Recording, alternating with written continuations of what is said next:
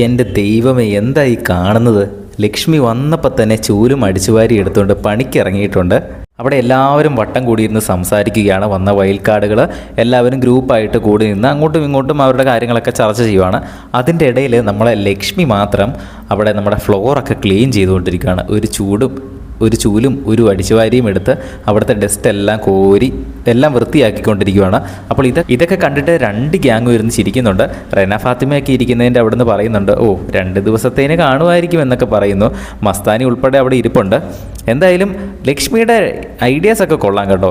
അവിടെ 2-3 ഗ്രൂപ്പായിട്ട് ആൾക്കാരിരുന്ന് സംസാരിക്കുന്നു. പക്ഷെ അതിൻ്റെ ഇടയിൽ കൂടെ ചൂലും അരിച്ചുവാരിയായിട്ട് പോയി അടിച്ചു കഴിഞ്ഞാൽ എപ്പിസോഡിൽ എന്തായാലും സംഭവം പോകുമെന്നുള്ള കാര്യം പുള്ളിക്കാരത്തിക്ക് അറിയാം. അതുകൊണ്ടായിരിക്കണം ചിലപ്പോൾ ശ്രദ്ധ കിട്ടാൻ വേണ്ടി തന്നെ ആയിരിക്കണം അങ്ങനെ ചെയ്തത്. ലക്ഷ്മി അവിടെ കുറേ ഗെയിമൊക്കെ ഇറക്കാൻ നോക്കി. നെവിൻ്റെ അടുത്തൊരു ഗെയിം ഇറക്കാൻ നോക്കി. അത് അക്ബർ പൊളിച്ചടുക്കി.